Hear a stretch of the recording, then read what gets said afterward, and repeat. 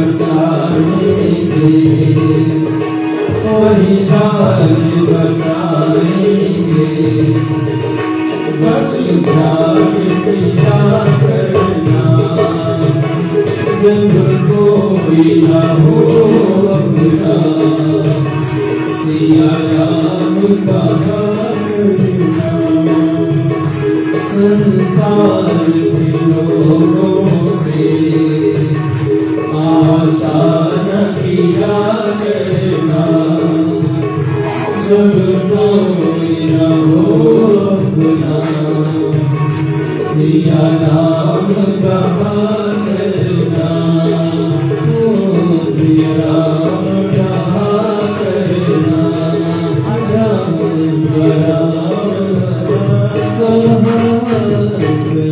राम बोली लक्ष्मी नारायण भगवान की जय।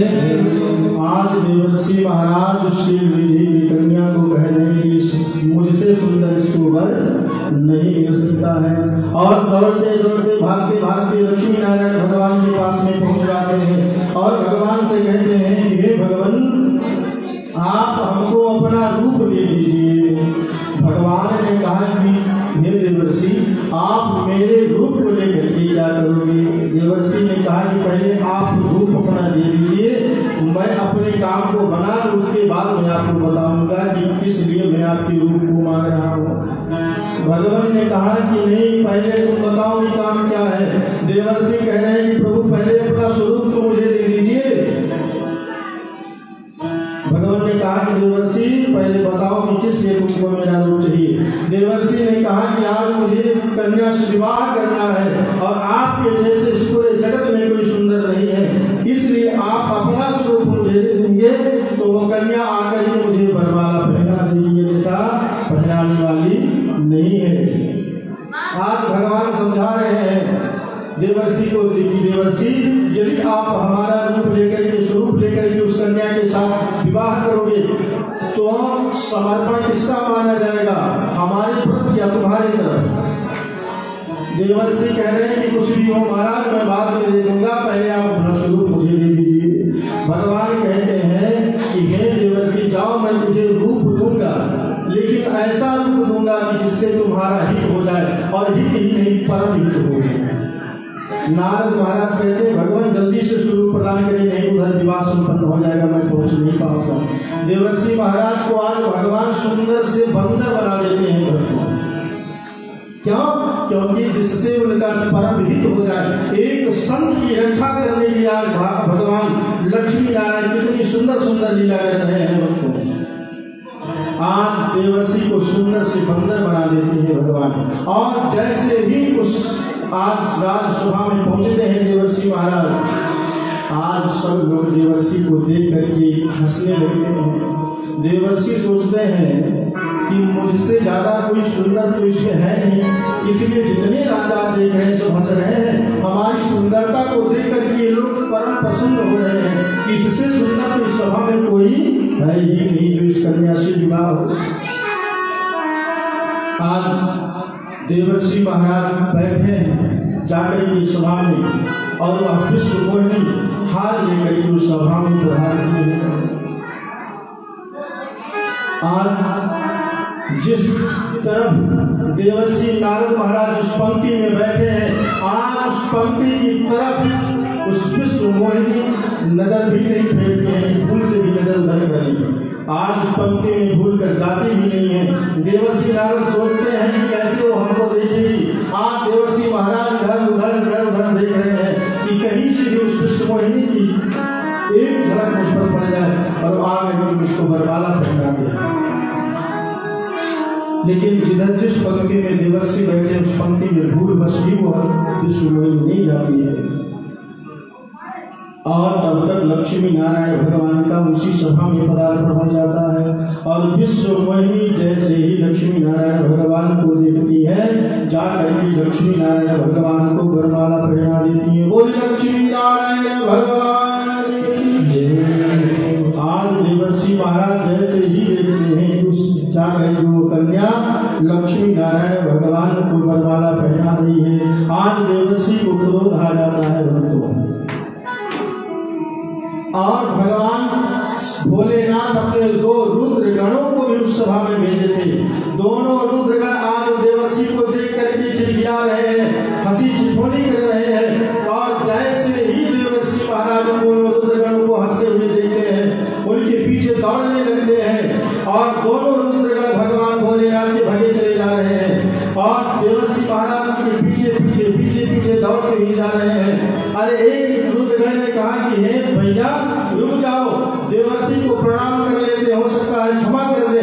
लेकिन दूसरा कहता है कि नहीं, भागते चलो, जल्दी से जितना जल्दी हो सके यहाँ से रफू चक्कर हो चलो, नहीं तो अभी श्राप की झड़ियां लगा देगा संत। लेकिन तब तक भगवान देवर्षि जी आज श्राप की झड़ियां लगाते जा रहे हैं।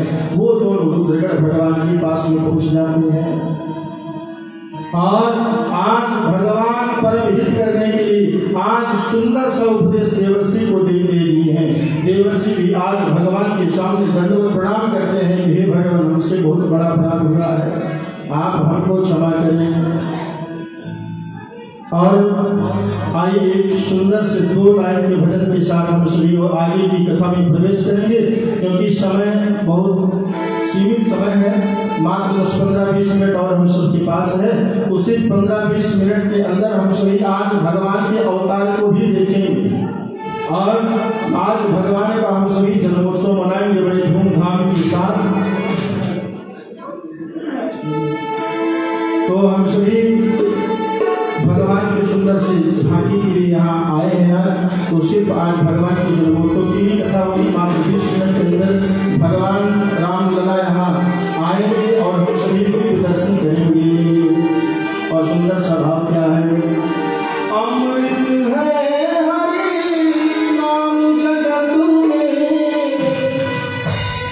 अमृत है हरि नाम जगत में, इसे छोड़ो विषय विष पीना, हरि नाम नहीं तो जीना, हरि नाम नहीं तो जीना क्या।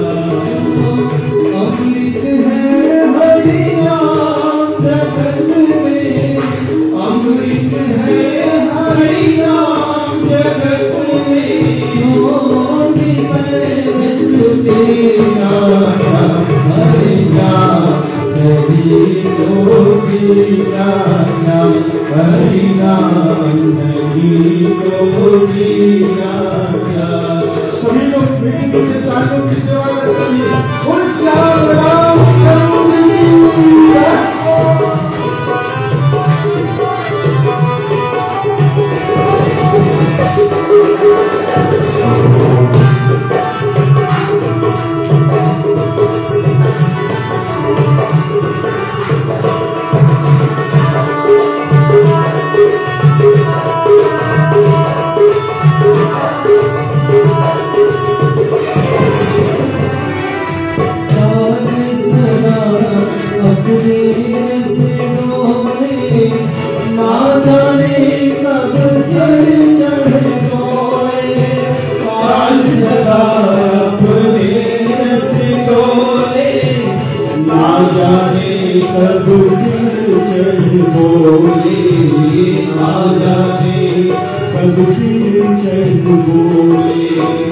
हरि का नाम जपो विश्वास, हरि का नाम जपो विश्वास, इसमें बरस नहीं आता, हरि नाम नहीं तो जीना, हरि नाम नहीं तो जीना क्या।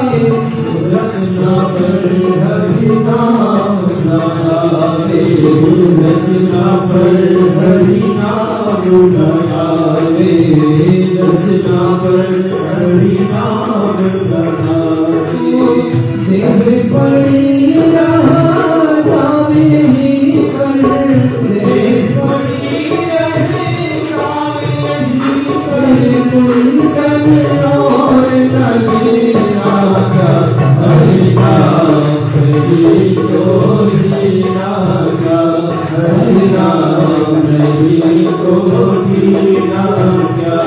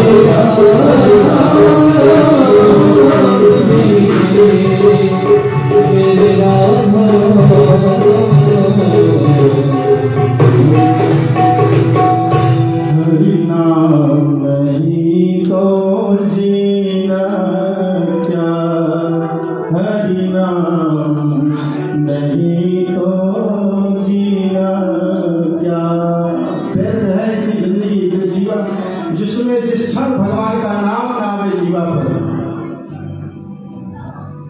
आज सुंदर शुभ समय आने वाला है भक्तों। सकुच विहाय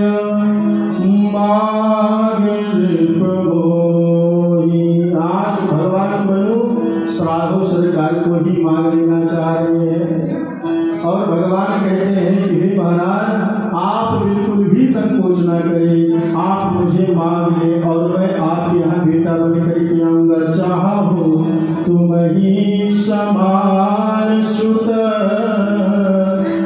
प्रभु सन कवन दुराज। मनु महाराज ने संकोच के साथ भगवान से कहे चाहो तुम ही समान सुत। हे प्रभु आपसे आपके जैसा मैं बेटा मांग रहा हूँ। भगवान ने कहा कि धन्य हो महाराज, मैंने तो पहले ही कहा था कि सकुच विधाय मांग रिपवोई, लेकिन आप संकोच के कारण मुझे नहीं मांग पाए।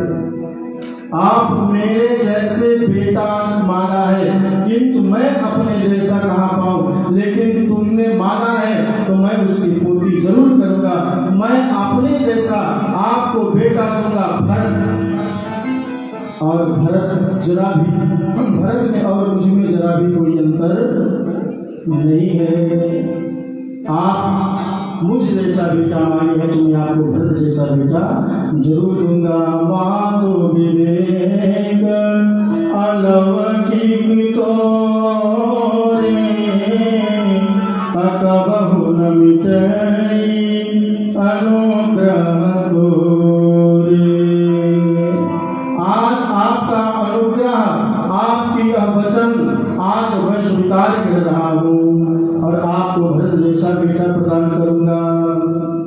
आज भगवान राघव सरकार मनु महाराज को भरत जैसा बेटा प्रदान करने के लिए उनको कहते जो ठीक है, ये जो आपकी मनोकामना हो वो पूर्ण हो। आज कुंभकर्ण आया, ब्रह्मा जी देखकर डर गए कुंभकर्ण को। हे राम राम, अगर ये जागता रहेगा तो मैं फिर जितनी सृष्टि करूंगा उसका खंडन करता चले जाएगा, ये सब का संहार कर देगा। आज माता सरस्वती जी को सब प्रणाम कर रहे हैं, उनसे प्रार्थना कर रहे हैं कि हे माता सरस्वती, आप आकर के 6 महीने की निद्रा के रूप में इनके ऊपर आप विराजमान हो जाइए, जिससे ये 6 महीने तक सोते ही रहे। आज सरस्वती मैया आती है, कुंभकर्ण की जीवा पर बैठ जाती है और कुंभकर्ण भगवान से वरदान मांगे लेता है भोलेनाथ से कि आप हमें 6 महीने की निद्रा दे दीजिए। भगवान यानी ब्रह्मा जी ने कहा कि केवल वस्तु आपको यह वरदान जरूर मिलेगा। रावण ने कहा ये तो गलत बात है, हमने इतनी तपस्या की थी कि भगवान को हम पाएंगे, भगवान भोलेनाथ की हमने तपस्या किया था, अरे ये मेरे साथ क्या हो गया, मैं 6 महीने की निद्रा क्यों मांग लिया, मेरे समझ में नहीं आ रहा है। आज प्रभु चाह रहे हैं कि कुंभकर्ण का भी परम हित हो जाए, परम कल्याण हो जाए। यही मांगो भगवंत पद कमल अमर अनुराग। आज ब्रह्मा जी ने उससे आशीर्वाद दिया, इसलिए ब्रह्मा जी ने बेटा कहकर के संबोधित किया है। आज एक दिन रावण सभा में बैठा है और उसका पूरा परिवार इकट्ठा हुआ है और रावण अपने परिवार को देख करके परम प्रसन्न हो रहा है। देख आपन परिवार, राक्षसों को बुला करके उसने कहा, देखो जहाँ जहाँ ब्राह्मण भोजन कर रहे हो, वेद मंत्रों का उच्चारण हो रहा है, ऋषि मुनि तपस्या कर रहे हो, जाकर के उस यज्ञ को बंद करवा दो, नष्ट कर दो। और जहाँ कहीं भी धार्मिक यज्ञ अनुष्ठान हो रहे, उस यज्ञ अनुष्ठान को भी जाकर के बंद कर दो। राक्षसों ने कहा कि महाराज इससे क्या होगा। रावण ने कहा कि अरे मूर्खों, इतना भी नहीं समझते हो कि ब्राह्मण लोग जब तब करते हैं और ये जब तब जो करते हैं वो जाकर के ब्राह्मणों को मिलता है, उससे ब्राह्मण देवताओं को बल प्रदान होता है, इसलिए जाकर के उनका भोजन पानी सब बंद करा दो और यज्ञ अनुष्ठान को बंद करवा दो, जिससे वो बलहीन हो जाए और श्रीहीन हो जाए और देवताओं को शक्ति मिलना बंद हो जाएगा। और जब बलहीन हो जाएंगे तो बिना परिश्रम के हम सब जीत जाएंगे उनसे। और राक्षसों ने जाकर के जो आतंक फैलाया है, जही जही देश भेद दिविज पावही, नगर गाँव पुर आगी लगाओ।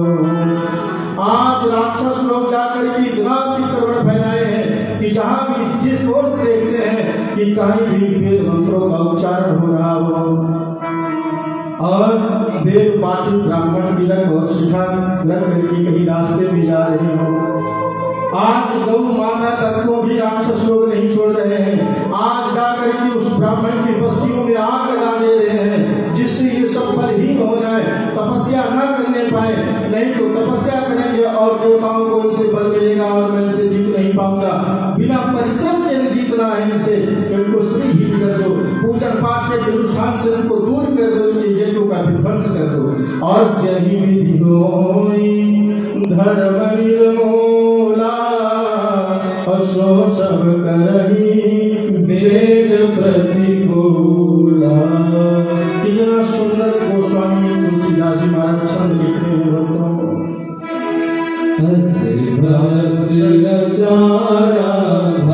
संसारा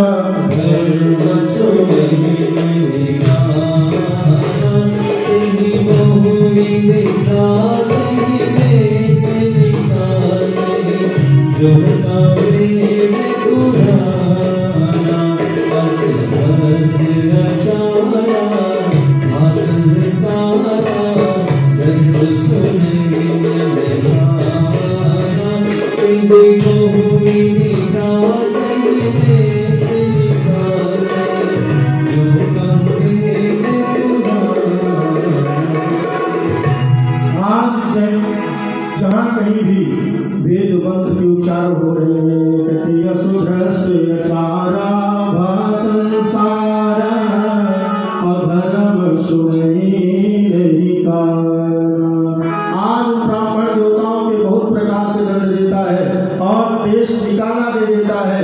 जो वेद शास्त्र और कथा कहने वाले थे उन पर भी आज प्रतिबंध लगा दिया गया है।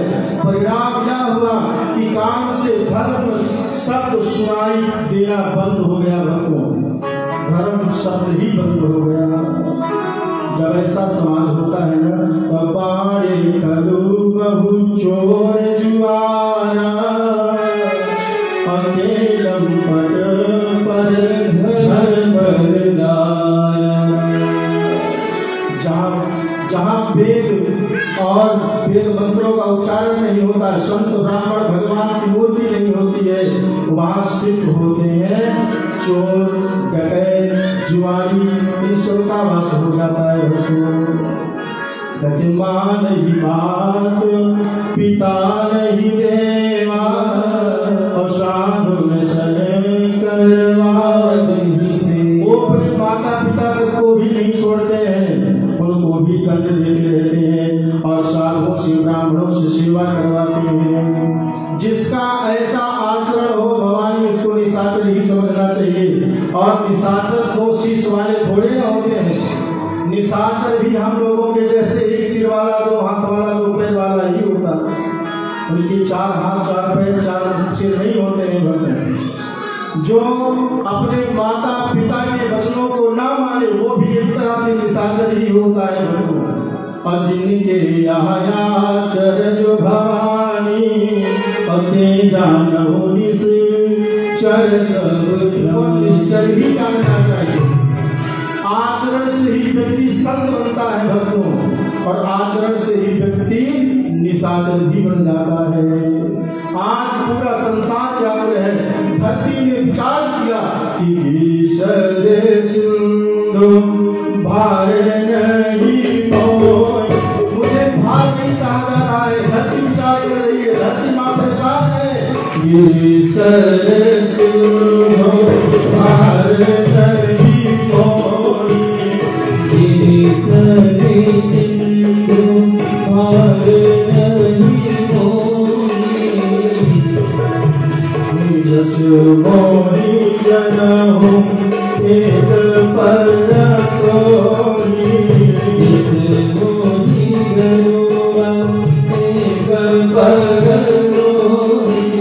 आज धरती मैया परेशान है और धरती मैया कह रही है कि हे भगवान, वही राक्षसों से आज मुझे भार सही नहीं जा रहा है। मुझे पर्वतों का भार बिल्कुल भी नहीं है, मुझे गौ और ब्राह्मणों का भार बिल्कुल भी नहीं है।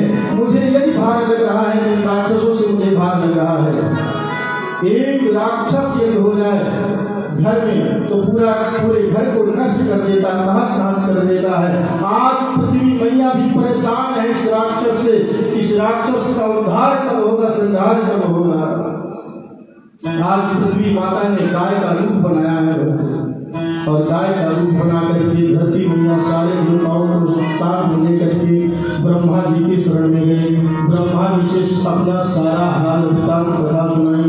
ब्रह्मा जी बोले कि हे देवी, हमारा तो कोई भी सहाय नहीं है, और जिसकी तुम दासी हो वही अविनाशी, हम दोनों की सहायता करेंगे। चलो हम सब चले करके उनकी परमात्मा की शरण में चलते हैं। और वही भगवान जब अवतार लेंगे तो हमारे सारे कष्टों की निवृत्ति हो जाएगी। पृथ्वी मैया कहीं कहाँ चलना पड़ेगा? सब देवताओं ने कहा कि हमको क्षीर सागर चलना पड़ेगा। अब कोई क्षीर सागर जाने की बात कर रहा है, तो कोई सब कह रहा है नहीं वैकुंठ लोक में चलो।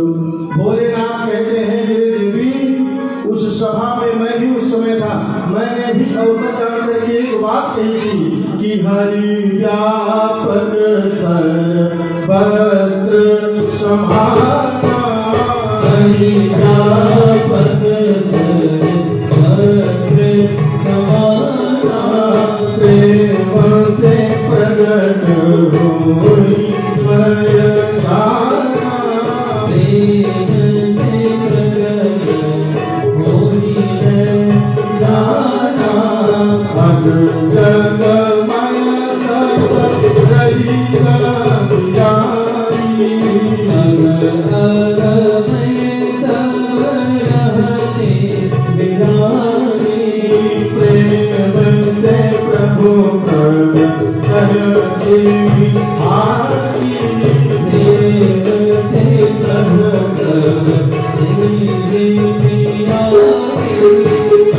भगवान उसी समाज में उस समय था और अवसर मान करके मैंने या भगवान ऐसी वाणी को बोला था कि भगवान वैकुंठ लोक में क्षीर सागर में ही नहीं आपकी तो हर जगह सर्वत्र है, विद्यमान है और भगवान सर्वत्र रूप से सबके अंदर भी विराजमान है। प्रेम से प्रकट हो ही मैं जाना। भगवान को यदि पाया जा सकता है तो भाव से और प्रेम से। भाव के भूखे हैं बस भाव ही एक सार है, भाव से जो मुझको भले तो भव सागर से पार है। भगवान भाव के भूखे हैं, यदि उनको प्रेम से बुलाया जाए तो भगवान हर जगह प्रकट हो जाते हैं। और मैं जानता हूँ भगवान प्रेम से प्रकट होते हैं। जहाँ भगवान को हम सभी प्रेम से प्रकट बुलाएंगे भगवान वही प्रकट हो जाते हैं। जिस देश में जिस वेश में परिवेश में रहो, राधे रमण राधे रमण राधे रमण कहो। जिस भी स्थिति में हो, किसी भी परिवेश में हो, सफर में हो या कहीं भी देवालय में हो, यदि भगवान को प्रेम से हम सभी बुलाएंगे तो भगवान प्रकट जरूर होंगे। इतनी जाने की आवश्यकता नहीं है। आज वचन सबको अच्छे लग रहे हैं। मोर वचन सब के मन माना, मोर वचन सब के मन माना, मोर वचन सब के मन माना, मोर वचन सब के मन माना।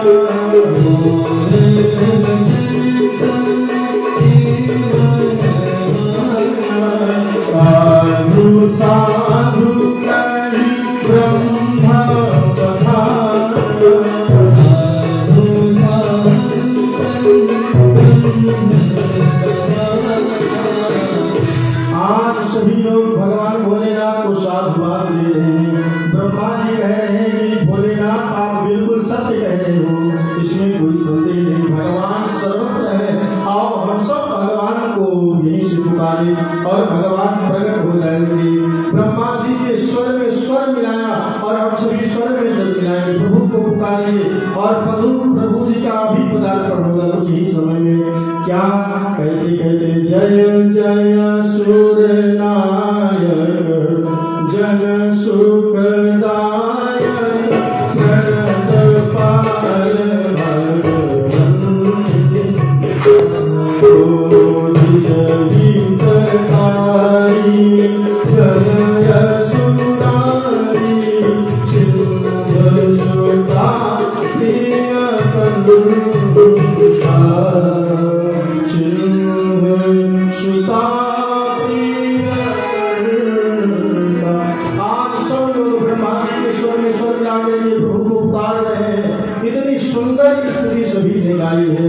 एक साथ में भगवान को बुलाया है और जानिए भगति न पूजा। सब कहे हे प्रभु हम कोई पूजा पाठ कोई मंत्र नहीं जानते हैं और आपको बुलाने के लिए कोई यंत्र तंत्र भी हम लोगों के पास में नहीं है।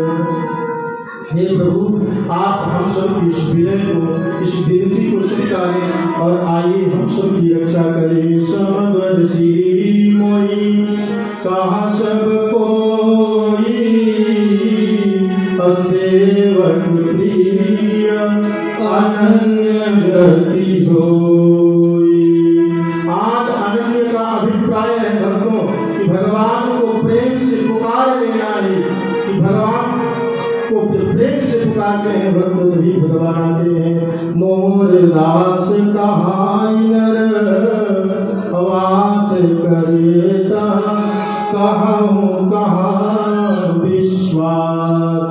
भगवान कहते हैं कि मेरा दास मुझको जिस भी अवस्था में रहेगा पुकारेगा प्रेम से भाव से, मैं उसकी उस भाव को स्वीकारूंगा और जाकर उसके घर में पदार्पण करूंगा, उसकी रक्षा करूंगा। यही भगवान और भक्ति की मिलन है बंधु। सच्चा दास वही होता है जो सिर्फ भगवान और गुरुदेव के आश्रय में रहता है और जो यह कहे जो कुछ हूँ मैं ही हूँ तो सब फिर मैं ही रह जाता है। भगवान की सहायता करने नहीं आते हैं। इसलिए भगवान और गुरुदेव भगवान को सच्ची निष्ठा से पुकारना चाहिए, प्रणाम करना चाहिए। और सभी लोग आज भगवान को पुकार रहे हैं, हे प्रभु आप प्रकट हो जाइए। आपने इस सृष्टि का निर्माण किया है, संग सहाय न दूजा, कोई संगी साथी हम लोगों का नहीं है।